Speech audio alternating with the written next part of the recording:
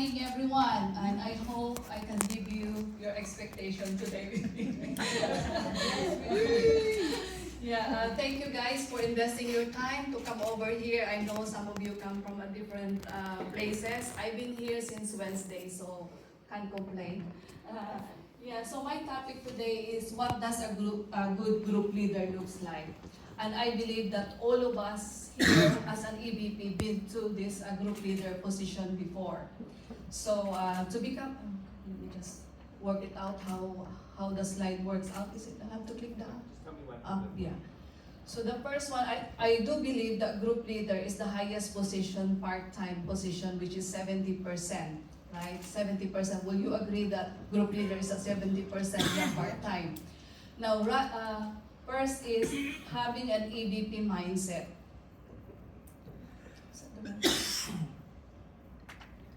Yeah. It's so quick. So I just put that one here because they're all pressing all together. So you should be running like an EVP mindset. So having a base shop already. So you're already building a base shop at this point because you're already a group leader. You are preparing for your full-time position. So building a base shop, you should be having a team already, like team leader, senior team leader, or group leader at that point. Because you cannot call yourself as a group leader if you don't develop a group leader. You cannot call yourself an EVP if you don't have any EVP under you. I could not even call myself an SVP because I don't have an SVP with me yet. So next one is you need to setting an example by leading from the front. So what does it mean? You need to lead from the front through your recruiting, through your numbers, and then your team will follow. So you cannot just tell your team that you have to do it and you're not setting an example. And the next one is producing result. Producing result, at least at this time, you need to have like 10 by 10 or ideally is 17 by 17 at least because you are already on this position to go for a full-time position. Now, I would encourage you this time as well to go on to chapter 5 on super hierarchy, which is a compound recruiting, how to build and recruit with. Yeah, so let me just go. Producing result, at least this time, you need to have that consistently producing result at least. But that time when I was a group leader, really, I was really producing 10 by 10 at that time. And I remember Mel, you remember that time I was just a senior team leader going to my group leader position. I was already developing 10 by 10 at that time. And I was actually to the point pushing my upline to become a senior executive vice president at that time. She was on holiday. And when she came back to UK, the management exchange already ready. I was overtaking my upline. And just thinking, guys, because all of us here as leaders, we're already an executive vice president, but look at this, and just go back to the building base shop. We have now like Rose Embalaso, Evelyn Conanan, and Christine Tanyag. When you look at the leaders board, they are more producing result than the full-time executive vice president. And I said, what's going on? What's going on to all the full-timers? What's happened? Full-timers and more of those part-timers income. There are more producing numbers on the leaders board when you look at it. I'm not complaining, I'm not mad at anyone, but I'm just challenging you, all of us today here who called ourselves as a full-time.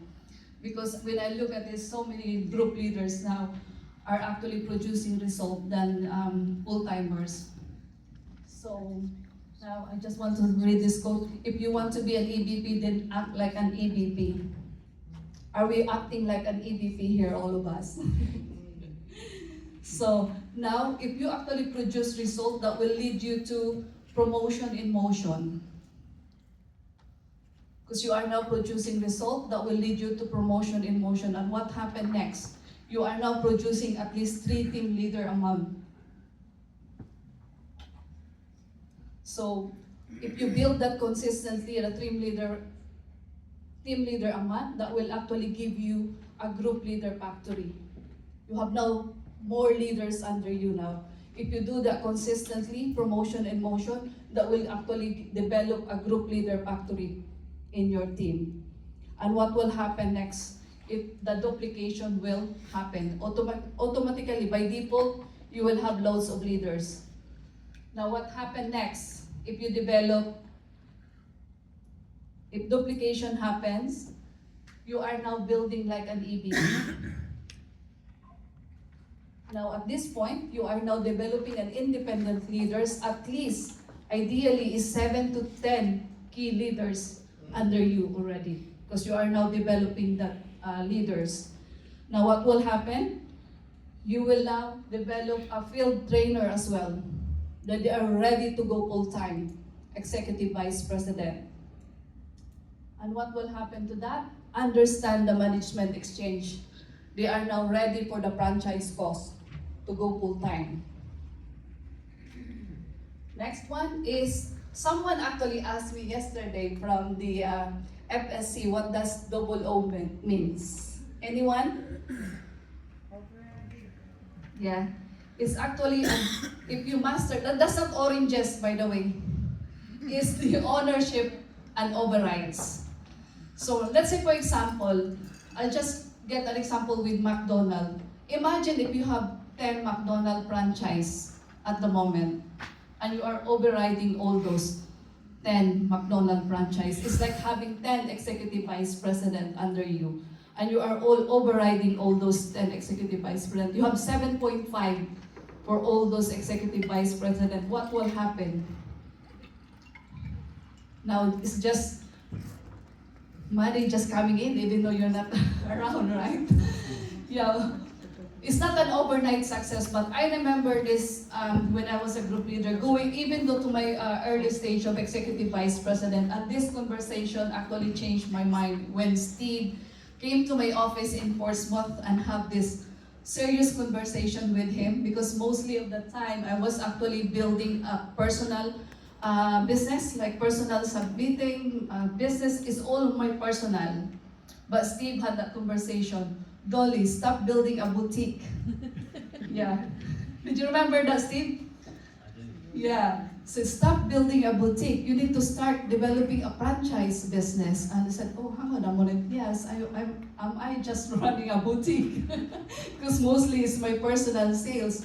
And Steve actually mentioned about the third-party referral, and I just want to thank my good friend Alan, because I am actually plugging into the training, watch the videos, and master the third-party referral, and there I am. It's so nice to see when you see the leaders board in the morning, and you have your number on top of the leaders board, and it's not just you, but it's a team effort. Yes? So someone is actually contributing the numbers, and we are actually celebrating the same success. And it's doable. Do you think it's doable? Yeah. It's just to take an action. Obviously, your work, you need to work. It's really a discipline as well.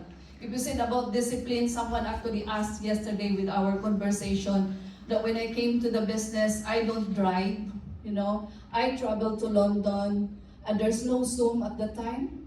I travel 3 times a week to London just to attend the training. And that time, my upline actually who recruited me is from Plymouth. There's no Zoom, guys. And my EVP upline is from Cardiff. I live in Portsmouth.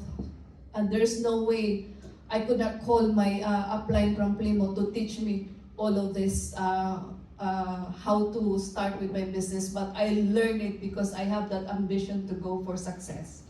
And I hope you all do the same. So thank you, guys. I hope you learned something from me today.